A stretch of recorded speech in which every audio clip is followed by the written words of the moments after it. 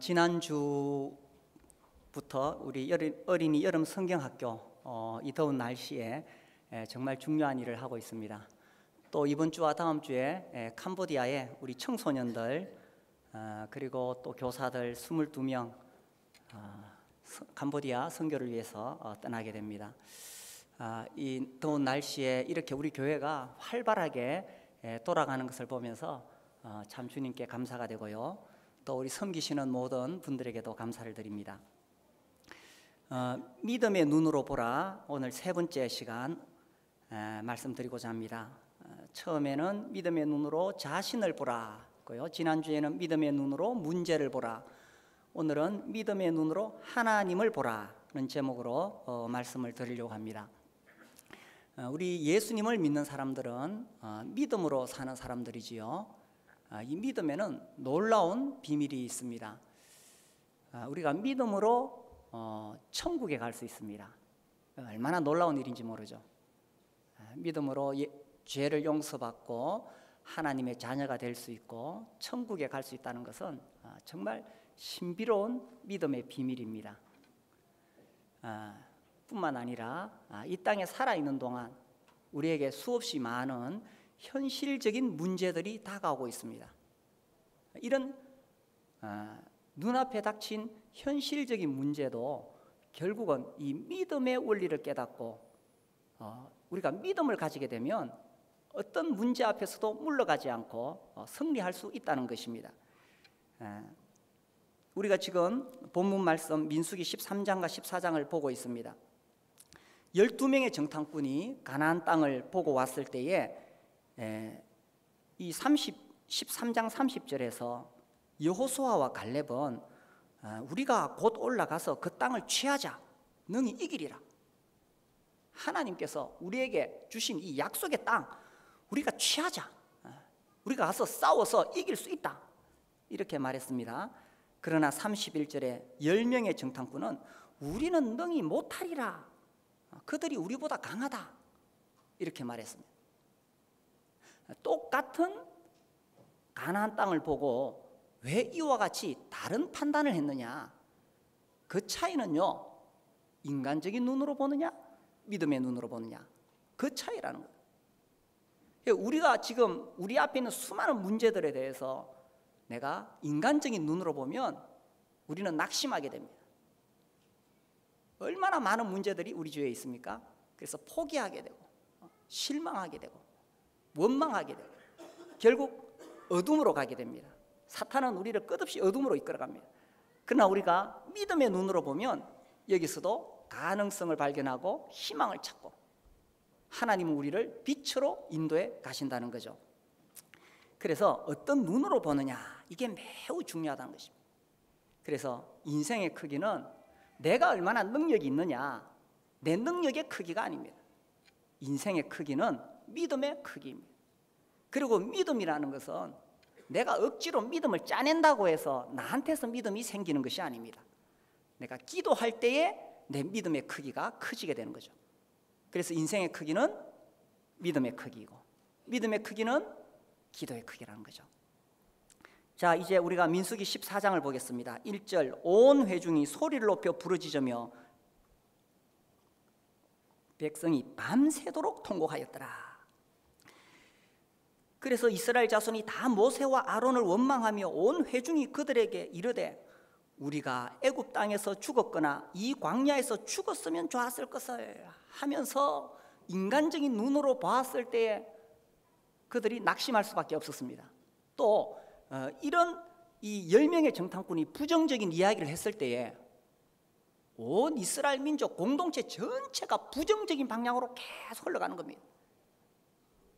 이 사람들이 모여 있을 때요, 이 공동체 안에는 항상 희망이 선포돼야 돼요. 그런데 이 10명의 정탐꾼이 부정적인 이야기를 했을 때 온 이스라엘이 다 원망하면서 불평하게 됩니다. 그래서 이 인간적인 눈으로 보면 메뚜기 인생밖에 될 수 없고 문제만 커 보인다는 겁니다. 더 심각한 것은 하나님이 보이지 않는다는 거예요. 자, 여기서 지금 3절에서 굉장히 또 무서운 말을 이스라엘 백성들이 하고 있습니다. 어찌하여 여호와가 우리를 그 땅으로 인도하여 칼에 쓰러지게 하려 하는가? 우리 처자가 사로잡히리니 애굽으로 돌아가는 것이 낫지 아니하랴. 자, 여기서 지금 심지어 이스라엘 백성들이 하나님을 향하여까지 부정적인 말을 하고 있다는 것입니다. 왜 하나님이 우리를 이끌어내서 죽게 하느냐? 우리가 그 이집트 땅에서 잘 먹고 잘 살았다. 우리가 애굽 땅에 있을 때가 행복하였다. 그런데 왜 우리를 이 광야에 이끌어내서 죽게 하느냐 하면서 하나님을 향하여 원망하고 불평하는 거죠. 이건 정말 얼마나 무서운 죄인지 모릅니다. 근데요, 제가 이렇게 만나보면은 자기의 실패를 하나님 탓으로 돌리는 경우를 종종 봐요. 사업에 실패하거나 뭐 어려운 일 당할 때 하나님이 왜 나를 이렇게 어렵게 하시는가 이렇게 말합니다. 그런데 하나님이 우리 인생을 그렇게 망치게 하시는 분이 아니에요. 하나님은 우리를 사랑하시고 우리에게 복 주시고 빛으로 이끌어 가시는 분이에요. 자기가 무지해서 실패했고 자기가 욕심을 부리고 죄를 지어서 넘어졌지 왜 하나님을 탓을 하는 겁니까? 여기 지금 이스라엘 백성들도 왜 하나님을 탓하는 것입니까? 자기들이 믿음이 없어서 이렇게 된 거지. 하나님은 지금 그들에게 이 약속된 땅, 젖과 꿀이 흐르는 땅을 주시겠다고 하는데 자기들이 믿음이 없는 거지. 왜 하나님을 탓하겠어요? 이건 굉장히 악한 것이라는 거죠. 그래서 이 자기의 실패를 남에게 돌린다든지 심지어 하나님을 향해 원망하는 것은 매우 악한 일입니다. 그래서 어떻게 하냐면 4절에 이에 서로 말하되 우리가 한 지휘관을 세우고 애굽으로 돌아가자. 이건 완전히 하나님을 향한 반역이죠. 완전히 반역을 일으킨 겁니다. 자, 이렇게 무서운 말을 하는데 이 말을 하나님이 들으시겠어요? 안 들으시겠어요? 하나님께서 다 듣고 계신다는 겁니다.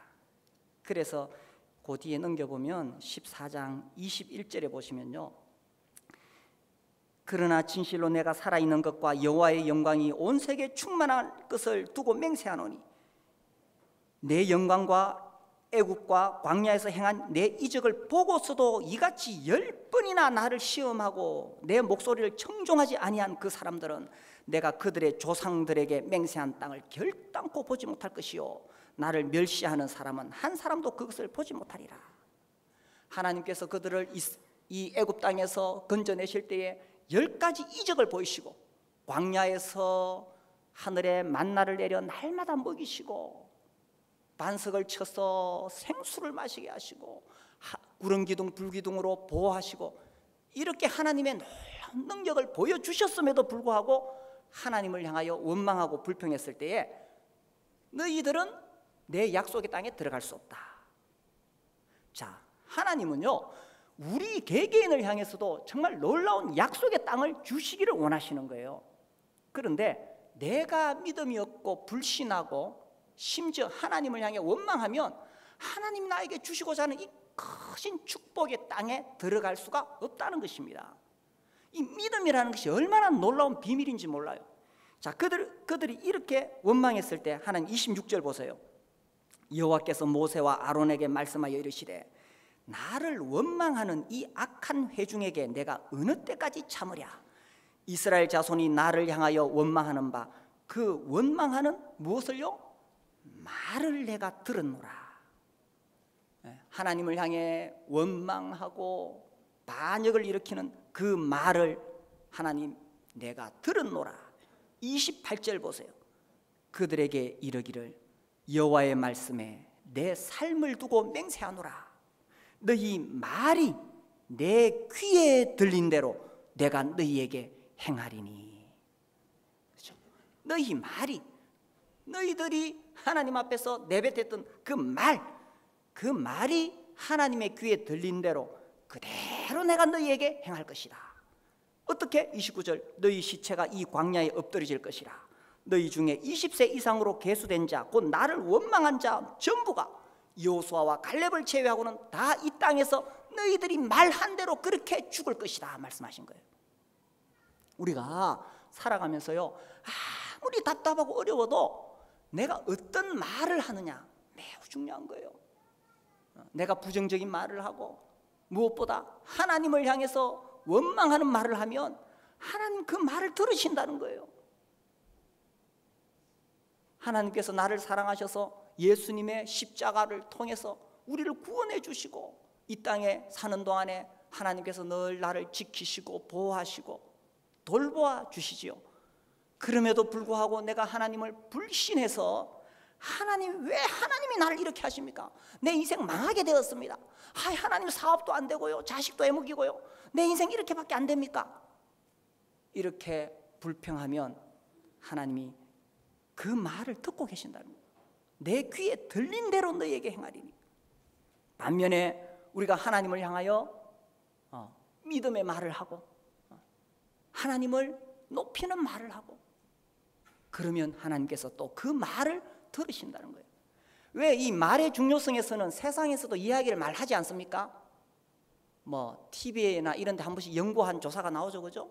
뭐 밥을 퍼놓고도 막 한쪽에는 욕을 하면 나중에 일주일 지나면 썩은 냄새가 나고, 또 여기 밥 퍼놓고 여기다 이 밥을 향해서 계속 이 긍정의 말 칭찬하고 잘한다 그러고 이렇게 좋은 말을 하면 일주일 뒤에 여기는 구수한 냄새가 나고, 뭐 이런 보고는 많지요.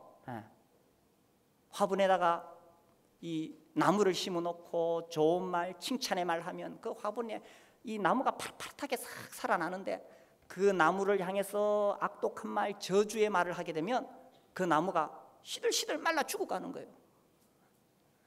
아니 그 나무가 뭐 한국말을 어떻게 알아듣겠어요? 아니 그 밥을 퍼놓고 밥한테 이야기하는데 그 밥이 무슨 한국말 알아듣겠어요? 그만큼 말의 위력이 대단하다는 것입니다. 우리 이번에 그 어린이 여름 성경학교 할 때 주제가 거룩이에요. 거기 보면은 거짓말, 욕. 야, 그 보고에 보니까요, 이 게임방에 가가지고 아이들이 게임을 하면서 어떤 아이는 15초마다 욕을 내뱉어요. 어떤 아이는 11초마다 욕을 계속 내뱉어요. 욕 11초마다. 우리 여기 청소년 학생들, 또 여기 어린이들, 욕을 하면 내 인생이 파멸되는 거예요. 긍정의 말, 칭찬의 말, 위로하는 말, 격려하는 말을 하면 그것이 내 인생을 복되게 하는 거예요. 더 중요한 것은 그 말을 하나님이 듣고 계신다는 것입니다. 우리가 여기 예배당 이사 오기 전에 2011년에 이제 드디어 건축을 하기로 결정하고 건축이 시작이 되어졌어요. 그래서 이리로 건너 오려면은 전에 있던 그 기존 건물을 팔아야 돼요. 그 건물이 우리가 처음에 구입할 때에 10억이 들어갔어요. 그런데 그 당시 상황에서 그 건물을 10억에 팔 수가 없는 상황이었었어요. 누가 봐도 이 5층 빌딩에 그 5층에 있는 그 한 층만 누가 사겠어요. 그런데 우리가 믿음의 말을 선포하기로 했습니다. 기억하시나요? 2011년 5월에 오후 집회 때 제가 이렇게 했습니다. 그게 이제 5월까지 팔려야 되거든. 5월까지. 그래서 제가 5월 그러면은 성도님들이 10억 이렇게 했어요. 좀 유치하지요? 제가 5월 그러면 성도들이 10억 그랬어요. 근데 그렇게 됐을까요? 안 됐을까요? 안 됐어요. 만약에 그때 그 건물이 팔렸으면 1년 동안 건축 기간인데, 이 1년 건축 기간 동안에 우리가 계속 여기저기 떠돌아다녀야 돼요. 이게 쉬운 일이 아닙니다. 하나님께서 그 말을 딱 들으시고, 우리가 2012년 5월 달에 이사 왔거든요.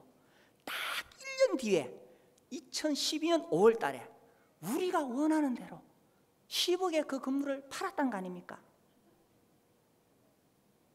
그리고 그 건물을 산 교회가 너무너무 우리한테 감사해하고 고마워하고,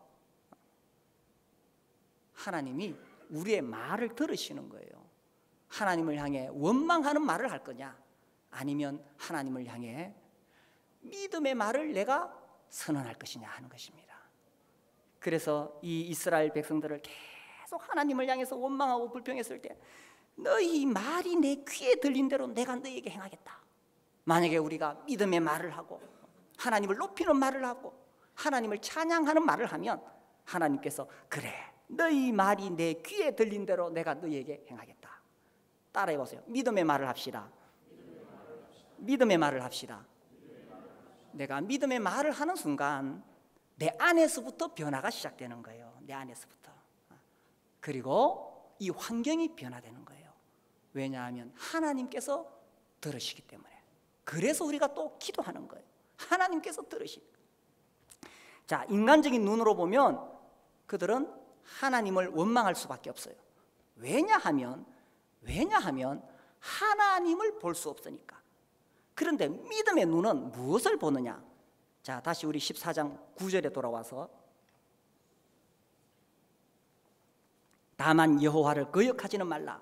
또 그 땅 백성을 두려워하지 말라. 그들은 우리의 먹이라 밥이라. 그들의 보호자는 그들에게서 떠났고. 그 다음 뭡니까? 여호와는 우리와 함께 하시느니라. 그들을 두려워하지 말라. 자, 왜 두려워하지 말라고 했습니까? 여호와께서 우리와 함께 하시기 때문에. 믿음의 눈이 뭐냐? 우리와 함께 하시는 하나님을 볼 수 있는 눈이 믿음의 눈이라는 거예요. 이 믿음의 눈이 없으면 계속 환경만 보는 겁니다. 환경 속에는 수많은 문제들이 있어요. 문제만 보는 거예요. 그러니 낙심하고 심지어 하나님을 향해 원망하는 데까지 이를 수가 있다는 것입니다. 믿음의 눈은 뭐냐? 어떤 환경에서도 하나님을 보는 눈이 믿음의 눈이라는 거예요. 도저히 안 될 것 같고 불가능하고 그러할지라도 하나님을 보는 눈, 그것이 믿음의 눈이라는 겁니다. 이 믿음이라는 것이 얼마나 놀라운 비밀인지 몰라요. 믿음은 나의 능력에 관계없는 거예요. 지금 환경 어떤 문제가 문제되지 않는 거예요. 믿음이라는 것은 하나님을 보는 눈이에요. 근데 아무나 볼 수 없죠. 믿음의 눈이 있어야 하나님을 볼 수 있는 거예요. 우리 열왕기하 6장 말씀을 보겠습니다. 이 열왕기하 6장 14절에 보면은 이 아람 왕이 엘리사를 잡으려고 군대를 보냈어요. 엘리사가 있는 그 성을 군대로 완전히 에워쌌어요. 14절, 왕이 이에 말과 병거와 많은 군사를 보내매 그들이 밤에 가서 그 성읍을 에워쌌더라. 도망갈 구멍을 안 줬어요. 15절, 하나님의 사람의 사환이 일찍이 일어나서 나가보니 군사와 말과 병거가 성읍을 에워쌌는지라. 그의 사환이 엘리사에게 말하되, 아, 내 주여, 우리가 어찌하리까? 이제 도저히 도망갈 수 있는 구멍이 없어요. 16절, 그때 하나님의 사람 엘리사, 믿음의 눈을 가진 사람이 뭐라고 말했습니까? 대답하되, 두려워하지 말라. 우리와 함께한 자가 그들과 함께한 자보다 많으니라. 왜 두려워하지 말라고 했습니까? 이 엘리사는 믿음의 눈을 가지고 17절 기도하여 이르되, 여호와여, 원하건대 그의 눈을 열어서 보게 하옵소서. 눈을 좀 열어달라는 거예요. 하니 여호와께서 그 청년의 눈을 여심해 그가 보니 불말과 불병거가 산에 가득하여 엘리사를 둘렀더라. 그러니 아무리 많은 적들이 뺑 포위하고 있어도 하나님께서 이미 하늘의 군대를 보내서 자기를 다 보호하고 계신 거예요.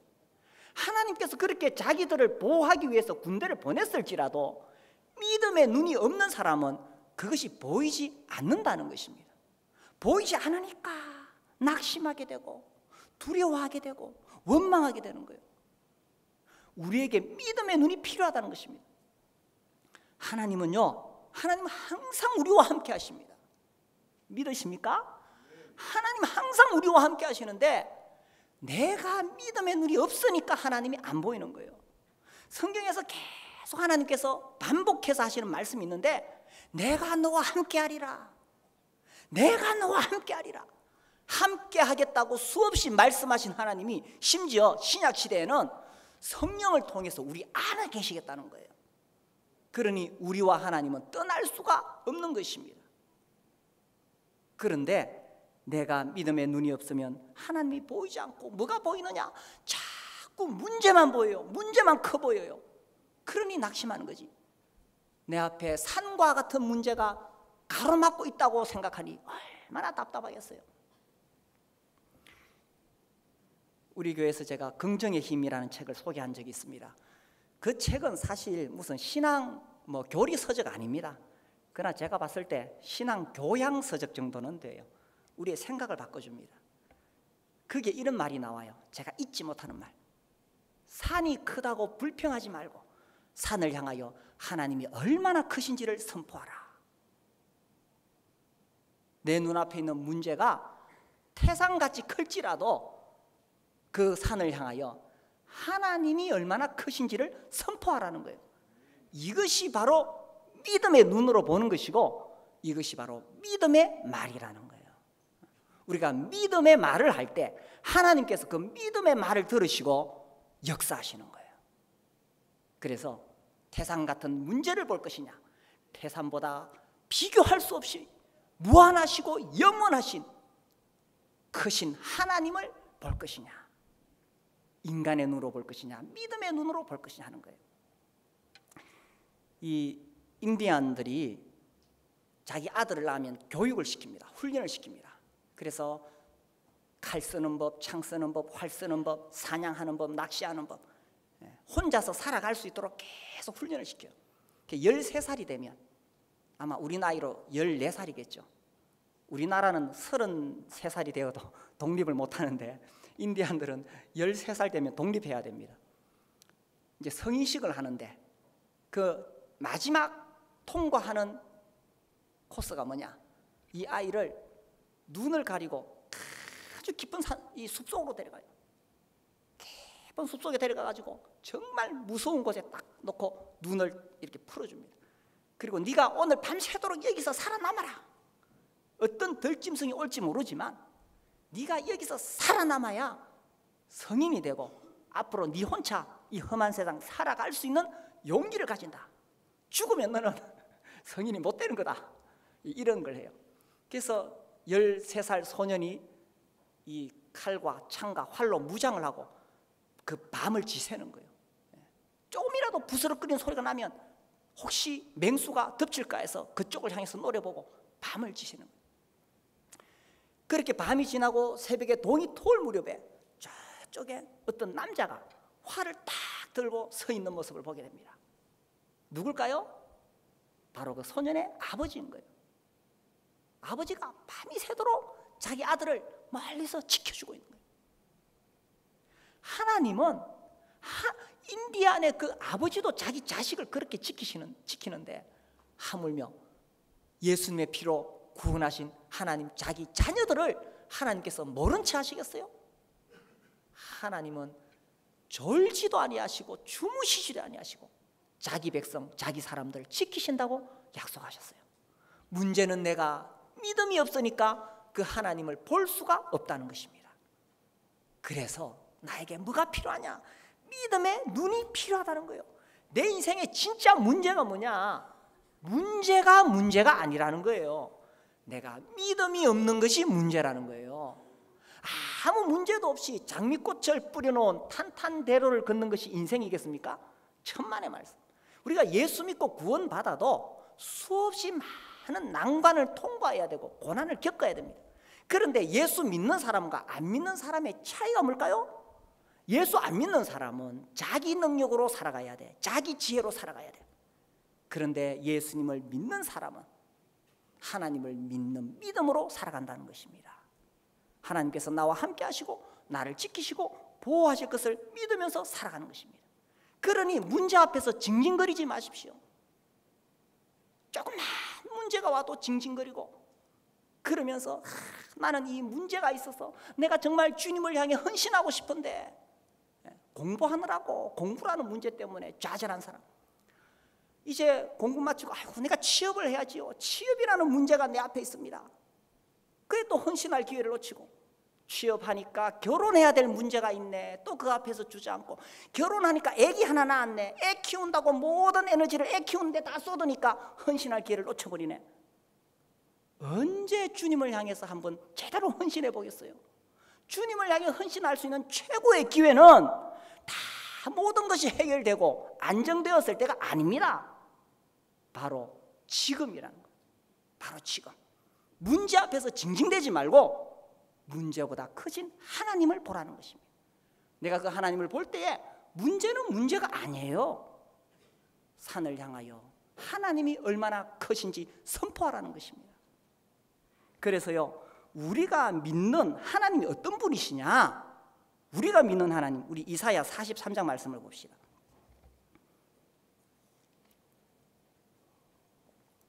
(43장) 18절.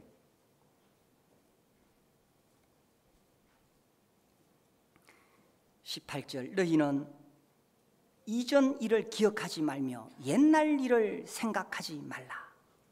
옛날에 잘났던 거, 실패했던 거, 지나간 과거에 매여 있는 사람처럼 어리석은 사람이 없습니다. 옛날에 상처받은 거, 그 상처 줄줄 빨고 사는 사람, 그것보다 어리석은 사람 없습니다. 옛날에 성공했던 거, 내가 옛날에 어떤 사람이었는데, 과거의 영광에 젖어 있는 사람, 그것보다 어리석은 사람 없습니다. 이전 일을 기억하지 말며 옛날 일을 생각하지 말라. 그럼 어떻게 하냐? 19절. 보라, 내가 새 일을 행하리니 이제 나타낼 것이라. 너희가 그것을 알지 못하겠느냐? 반드시 내가 광야의 길을 사막의 강을 내리니. 내 인생이 지금 광야에 갇혀 있습니까? 내 인생은 이제 광야야. 길이 없어. 내가 여기서 햇볕에 말라 죽겠구나. 내 인생은 사막이야. 이제 마실 물이 없어서 내가 목이 타 죽겠구나. 지금 내가 광야에 갇혔고 사막 한가운데 떨어져 있습니까? 우리가 믿는 하나님은 말씀하시기를 내가 광야의 길을 내시겠다는 거예요. 내가 사막의 강을 내시겠다는 거예요. 이 하나님을 믿을 수 있는 것이 믿음이라는 것입니다. 지금 내가 처해 있는 환경이 어떻습니까? 광야입니까? 사막입니까? 가능성이 전혀 없어 보입니까? 그럼에도 불구하고 하나님을 믿는 것이 믿음이라는 겁니다. 왜? 우리 하나님은 광야의 길을 내시는 분이십니까? 우리 하나님은 사막에도 강을 내시는 분이십니까? 우리가요, 이 믿음의 비밀을 알게 되면 광야에서도 기뻐할 수 있고 사막에서도 용기를 낼 수 있다는 것입니다. 우리 하나님 로마서 4장 말씀 보겠습니다. 제가 좋아하는 말씀 로마서 4장 17절. 우리 예수 믿는 사람들이 왜 나약하게 살아갑니까? 믿음의 비밀을 잊어버렸기 때문에. 우리가 믿는 바 나의 하나님이 어떤 분이신지를 모르기 때문에 징징대는 거예요. 로마서 4장 17절 기록된 바 내가 너를 많은 민족의 조상으로 세웠다 하신 것 같으니 그가 믿은 바 하나님은 죽은 자를 살리시며 없는 것을 있는 것으로 부르시는 이시니라. 아브라함이 믿었던 하나님은 죽은 자를 살리시며, 그래서 기꺼이 아브라함은 100세가 되었어도 아들 낳을 것을 믿었으며 그 아들 이삭을 제물로 바쳤습니다. 죽은 자를 살리시는 하나님을 믿었기 때문에, 없는 것을 있는 것으로 부르시는 하나님을 믿었기 때문에, 그러니까 우리가 내가 믿는 하나님이 어떤 분이냐에 따라서 내 인생이 달라진다는 겁니다. 내가 믿는 하나님이 겨우 먹고 사는 거 이래 해주고 겨우 어떻게 그 정도의 하나님을 믿는다면 내 인생은 그 정도밖에 되지 않을 것입니다. 그러나 내가 믿는 하나님이 광야의 길을 내시고 사막의 강을 내시고, 내가 믿는 하나님이 죽은 자를 살리시고 없는 것을 무에서 유를 창조하시는 그런 하나님이시다. 이 하나님을 믿으시면 내 인생도 그렇게 된다는 것입니다. 사람이 무엇을 믿느냐에 따라서 인생이 달라지니까 인생의 크기는 믿음의 크기다. 예수 안 믿는 사람은 절대로 이 비밀을 이해할 수가 없어요. 왜? 하나님이 없으니까. 그러나 우리에게는 하나님이 계신다는 사실입니다. 그래서요, 이 아브라함이 어떻게 믿었느냐? 18절.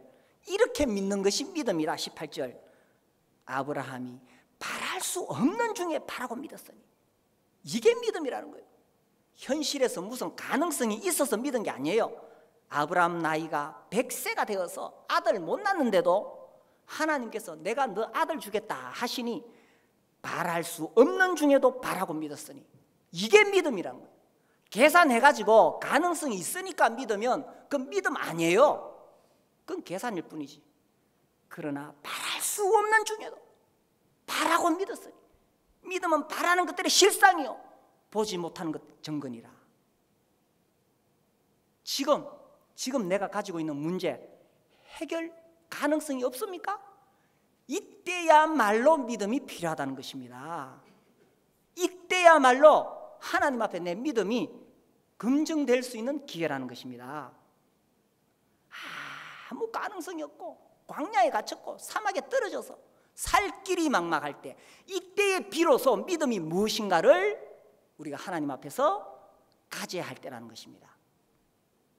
그래서 19절, 그가 백세나 되어 자기 몸이 죽은 것 같고, 그렇죠, 사라의 태가 죽은 것 같음을 알고도 믿음이 약하여지지 아니하고.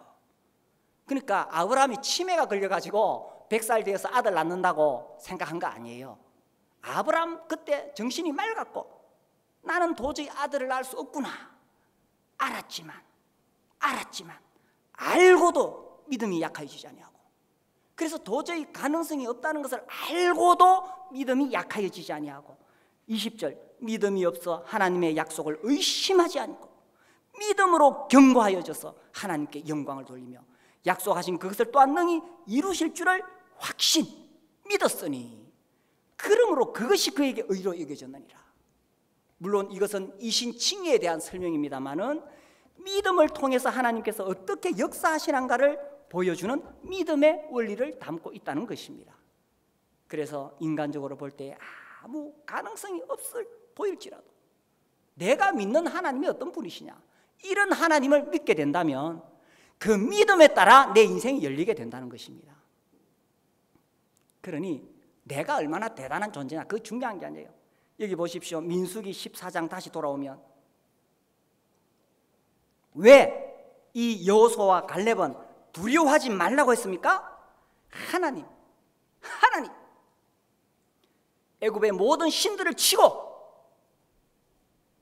그 바로의 손에서 건져내시고 날마다 구름기둥 불기둥으로 인도하시고 하나님께서 날마다 만나를 내려서 먹여주시고 지키시고 보호하신 그 하나님이 우리와 함께 하시는데,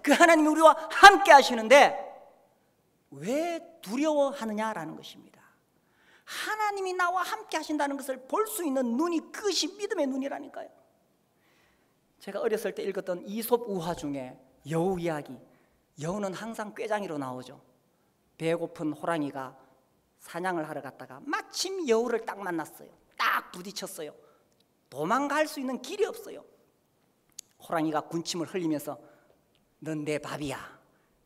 그러니까 여우가 처음에는 깜짝 놀라더니만 갑자기 여우가 근엄한 자세로 외쳤습니다. 내 이놈. 호랑이가 몹시 당황했습니다. 여우가 내 이놈. 그러니까 네가 감히 이 산중의 왕을 몰라보고 무슨 소리를 하는 게냐, 호통을 치는 거예요. 호랑이가 매우 당황했습니다. 아니 산중의 왕이 언제부터 여우가 됐지? 여우가 하는 말이 내 말을 못 믿겠단 말이냐? 그럼 어디 한번 나를 따라와 봐라. 내가 가면 이 산에 있는 모든 짐승들이 혼비백산하여 도망갈 것이고 두려워 떨 것이다. 나를 따라와라 하면서 당당하게 걸어가는 거예요. 호랑이가 좀 당황스럽지만 따라가 봤어요. 진짜 그런지.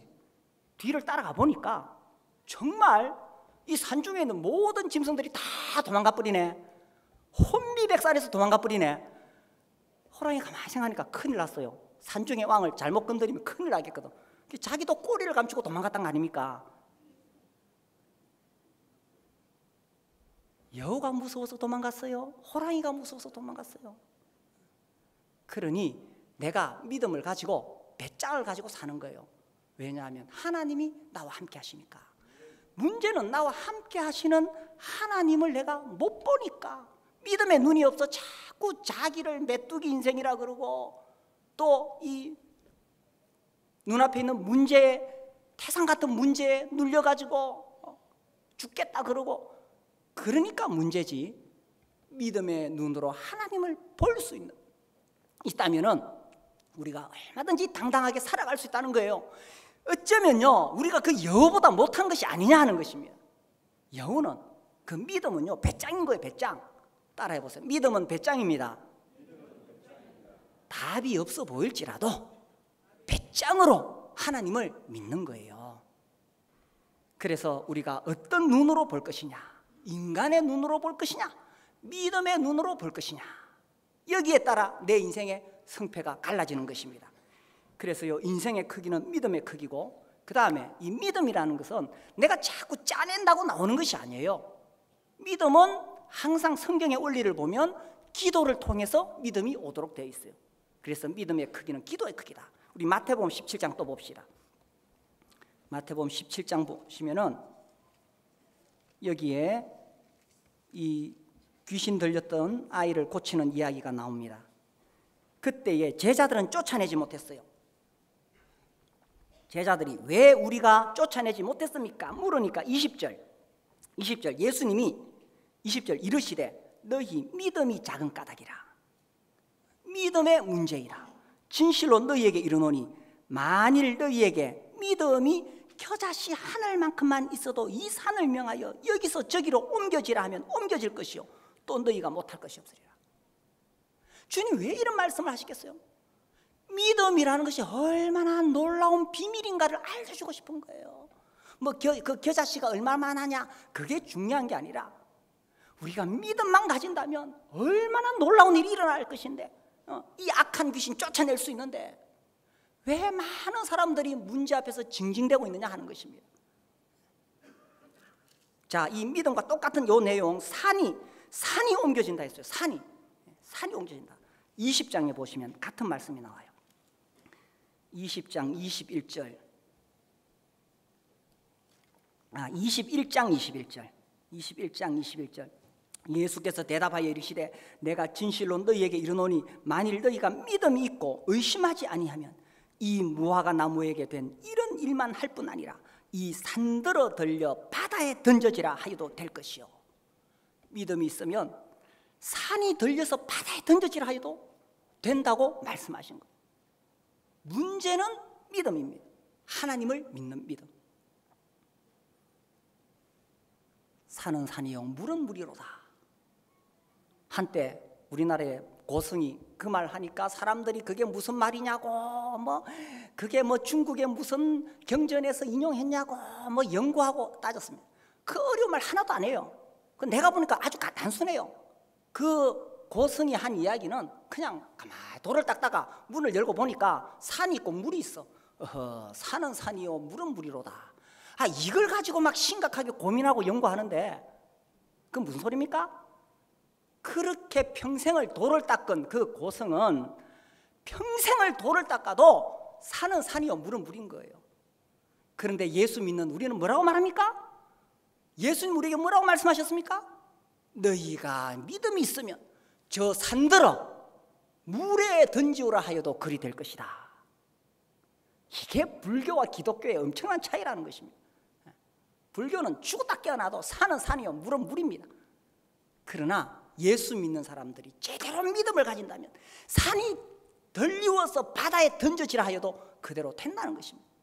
그러니 이 믿음이라는 것이 얼마나 놀라운 원리입니까? 하나님을 믿는 믿음. 내가 대단해서가 아니라 하나님을 신뢰하는 믿음. 그래서요 산이 크다고 불평하지 말라는 거예요. 자, 그 다음에 21장 22절 자 믿음에 대한 이야기가 나오고는 자연스럽게 기도 이야기가 나옵니다. 22절 너희가 기도할 때에 무엇이든지 믿고 구하는 것은 다 받으리라 하시니라. 자, 믿음은 자연스럽게 기도로 연결되는 거예요. 기도로. 그래서 믿음은 내가 믿어야지 짜낸다고 되는 것이 아니라 기도할 때에 산이 들리어 바다에 던져지는 역사가 일어난다는 것입니다. 인생의 크기는 믿음의 크기요 믿음의 크기는 기도의 크기입니다. 하루에 10분 기도하는 사람은 10분 믿음이 있고 10분짜리 인생을 사는 거예요. 그러나 하루에 1시간 기도하는 사람은 1시간 믿음의 크기가 있고 그만한 인생의 크기를 산다는 거예요. 하루에 3시간 기도하는 사람은 3시간 믿음의 크기가 있고 그만한 인생의 크기를 산다는 거예요. 내가 얼마나 잘났느냐 똑똑하냐 지혜로우냐 능력 있느냐 인간적인 눈으로 보면 그렇게 판단되지만 믿음의 눈으로 하나님을 보는 사람은 기도의 크기에 따라 믿음의 크기가 결정되고 그 믿음의 크기에 따라 인생의 크기가 결정된다는 사실입니다. 그래서요, 이 민수기 13장에서 두 정탐꾼은 믿음으로 외쳤습니다. 우리가 곧 올라가서 그 땅을 취하자. 능 이기리라. 우리가 그 땅을 취하자. 믿음으로 취하자. 우리 모두에게도 하나님께서 우리에게 주시고자 하시는 약속의 땅이 있습니다. 나 개인에게, 우리 가정에, 우리 목장에, 우리 교회에 하나님께서 젖과 꿀이 흐르는 땅을 미리 예비하시고 나에게 그 놀라운 내 인생을 향한 하나님의 놀라운 그 계획을 하나님이 이루시기를 원하십니다. 그런데 내가 믿음이 없어 인간적인 눈으로 보며 메뚜기 인생밖에 안 되는 것이고 문제가 너무 커서 싸울 수도 없는 것이고 하나님이 보이지 않습니다. 그러나 믿음의 눈을 떠서 보면 내가 메뚜기가 아니라 사자 인생이라는 것을 깨닫게 됩니다. 나를 가로막고 있는 먹이는 바로 내 밥이라는 것을 알게 되고 아무리 문제가 크다 할지라도 하나님이 나와 함께 하시기 때문에 오히려 그것을 먹고 힘을 내서 하나님 주신 땅을 정복하게 되는 것입니다. 우리 모든 형제자매님들이 이 믿음의 원리를 깨닫고 믿음으로 승리해서 하나님이 나에게 주시고자 하는 그 땅을 취할 수 있게 되기를 바랍니다. 우리 일어나서 함께 기도하겠습니다.